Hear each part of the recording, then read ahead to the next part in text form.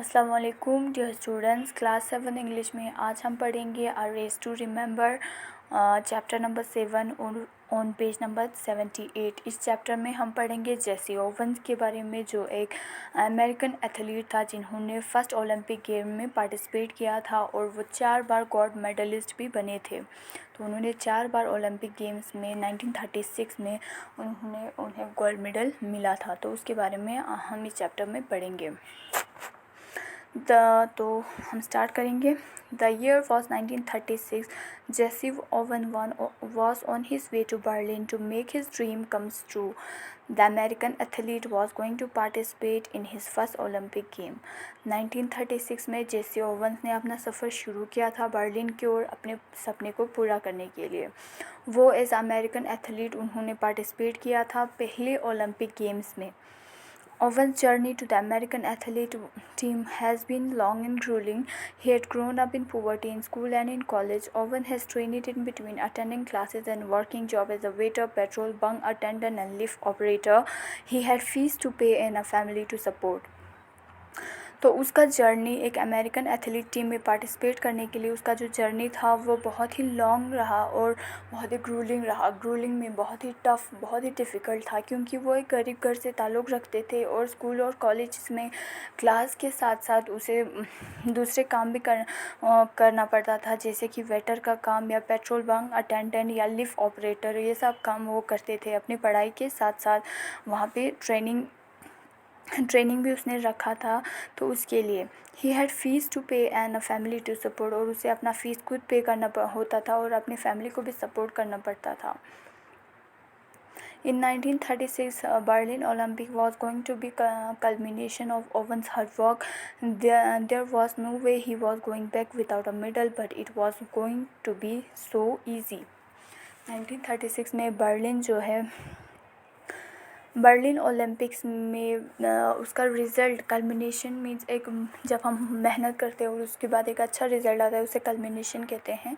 तो कल रिज़ल्ट जो है बहुत अच्छा आने वाला था क्योंकि ओवंस के हार्डवर्क की वजह से।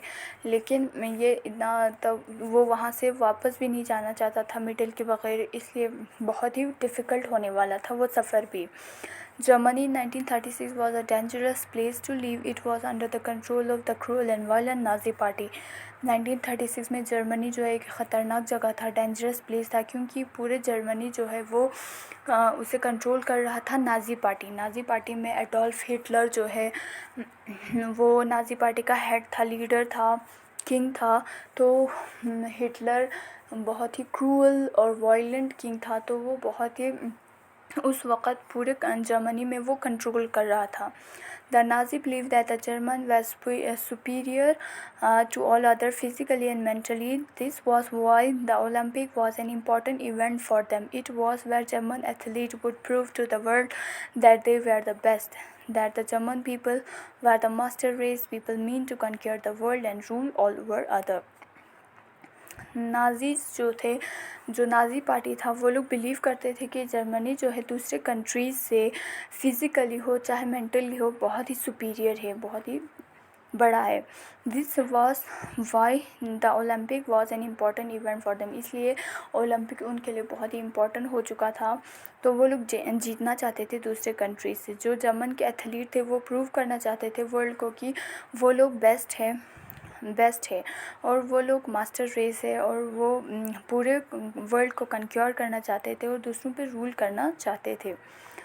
The Nazis had begun persecuting people of other race, especially the Jews and the black. They considered them less than human. तो वहाँ पे नाज़ीज़ जो है वो लोगों के साथ बहुत ही बुरा बर्ताव करता था, स्पेशली जो जीव्स या काले जो थे उनके साथ बहुत ज़्यादा बुरा बर्ताव करता था। वो they consider them less than human, वो उन्हें इंसान से भी ज़्यादा कम समझते थे, इंसान भी नहीं समझते थे वो काले लोगों को। तो वो बहुत ज़्यादा उनके साथ वायलेंट हो जाता था, वो क्रूअली बिहेव करता था। तो ये जर्मनी के बारे में बोल रहा है 1936 में। The behaviour was not new to Owen, a black American. Even in USA, though slavery has been abolished, black American was not treated equally. Many states in the country separate neighborhoods and schools to keep them away from the white American. तो America में भी जो है oven, जो जेसी oven जो था वो एक ब्लैक अमेरिकन था। उसका कलर जो है वो ब्लैक था, वो ब्लैक अमेरिकन था। तो अमेरिका में भी डिस्क्रिमिनेशन होता था ब्लैक और वाइट्स में। तो वहाँ पे सिल्वरी तो अबलिश्ड हो चुका था, ख़त्म हो चुका था। सिल्वरी का जो सिस्टम था, ब्लैक्स को जो है वो लोग स्लेव समझते थे, ये सब ख़त्म हो चुका था।